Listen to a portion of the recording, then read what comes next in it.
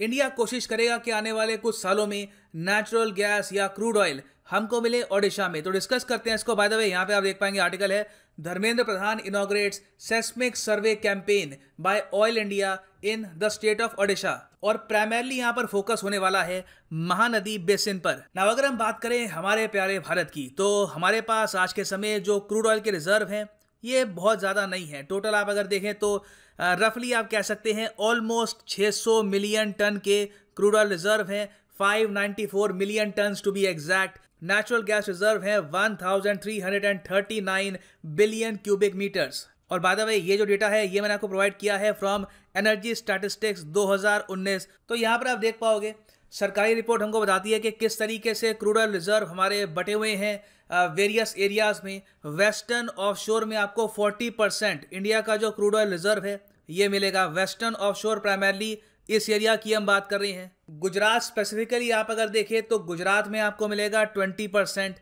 आसाम में है 27%। फिर जो ईस्टर्न ऑफशोर है मतलब कि इंडिया का जो ईस्टर्न रीजन है यहाँ पे, तो यहाँ पे आपको मिलेगा करीब 7%। और कुछ ऑयल रिजर्व्स ढूंढे गए हैं in Tamil Nadu and Rajasthan as well. और सबसे बड़ी प्रॉब्लम यह है कि पहली बात तो हमारे पास क्रूड ऑयल के जो रिजर्व हैं ये बहुत ज़्यादा कम है।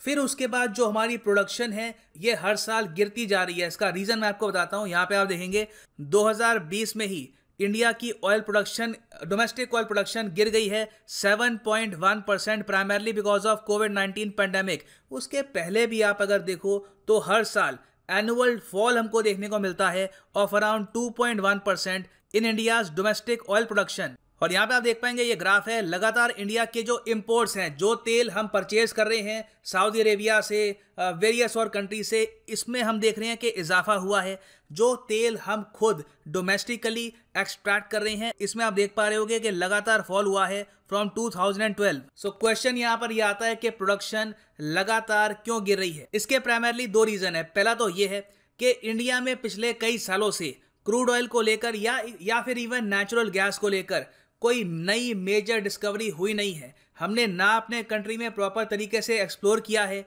कि क्या हमारे देश में भी कहीं पर क्रूड ऑयल है, क्योंकि India is a huge country और लैंडस्केप बहुत चेंज होता है। हमारा नॉर्थ ईस्ट कंप्लीटली डिफरेंट है from southern India, southern India completely different है फ्रॉम नॉर्दर्न इंडिया।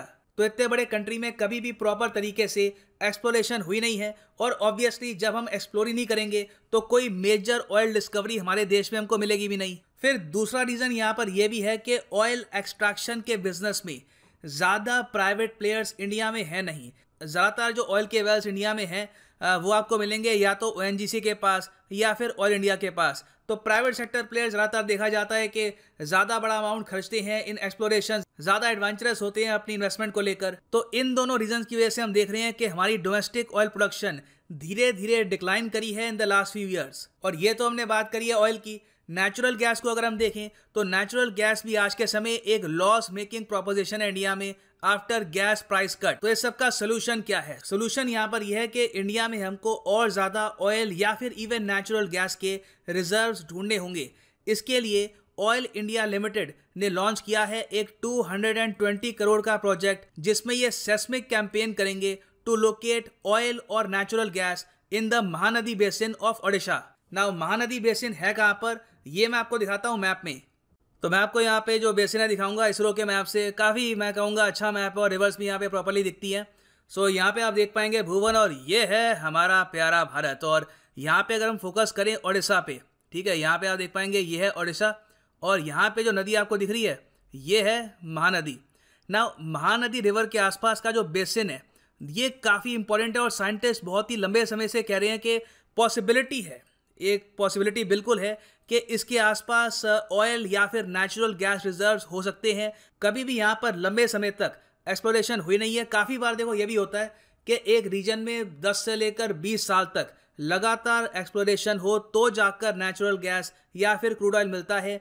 हमने यहाँ पर इनिशियल स्टेज पर एक्सप्लोरेशन की अनाउंसमेंट करी थी 2015 में, और अब जाके 2020 में हमने अनाउंस किया है एक सेस्मिक कैंपेन, जो बहुत ही एक मॉडर्न तरीका है ऑयल या फिर नेचुरल गैस को एक्सप्लोर करने का। महानदी रिवर किन किन स्टेट से बहती है, नीचे कमेंट सेक्शन में इसका आंसर करिएगा।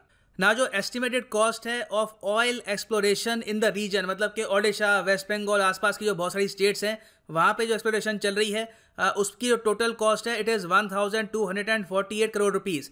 मगर जो सेस्मिक सर्वे की यहाँ पर कॉस्ट है it will be 220 crore rupees. और ये सर्वे किया जाएगा by the national seismic programme. ये लॉन्च किया था भारत सरकार ने 2016 में हाइड्रोकार्बन्स को एक्सप्लोर करने में ऑल ओवर द कंट्री। और ये प्रोग्राम स्पेसिफिकली लॉन्च किया गया था ओडिशा से। यहाँ पे आप देखेंगे द हिंदू का आर्टिकल है फ्रॉम 2016। नाउ ये सेस्मिक सर्वे बेसिकली होता क्या है, यहाँ पर किस तरीके से हम ओडिशा के महानदी बेसिन के आसपास ऑयल या फिर नेचुरल गैस एक्सप्लोर करने की कोशिश करेंगे। सेस्मिक सर्वे प्राइमरली दो टाइप के आपको मिलेंगे, एक है 2D सर्वे और दूसरा 3D सर्वे। यहाँ पे प्रोसेस बहुत ही सिंपल है।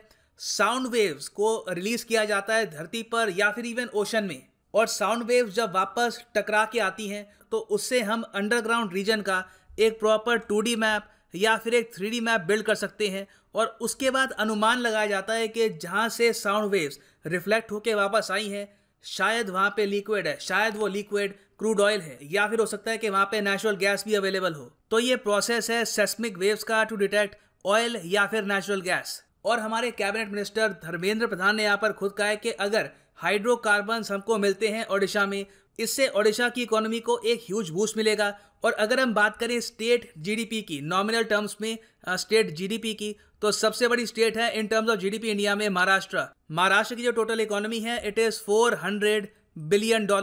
तमिलनाडु है नंबर 2 पे और उत्तर प्रदेश है नंबर 3 पर। ओडिशा की यहाँ पर रैंक है 16th। ओडिशा की जो जीडीपी है इट इज अराउंड $74 बिलियन। आबादी है इस स्टेट की 4 करोड़ 40 लाख। और रिसेंटली देखा गया है कि ओडिशा में जो इन्वेस्टमेंट्स हैं काफ़ी हद तक कम भी हो चुकी हैं, और जॉब क्रिएशन का जो पोटेंशियल है ये भी यहाँ पर आधा हो चुका है। इसका एक रीज़न तो है कोविड-19, उसके अलावा काफ़ी सारे प्रोजेक्ट्स जो ओडिशा में इससे पहले अनाउंस किए गए थे उस पर कोई प्रॉपर इम्प्लीमेंटेशन हुई नहीं है।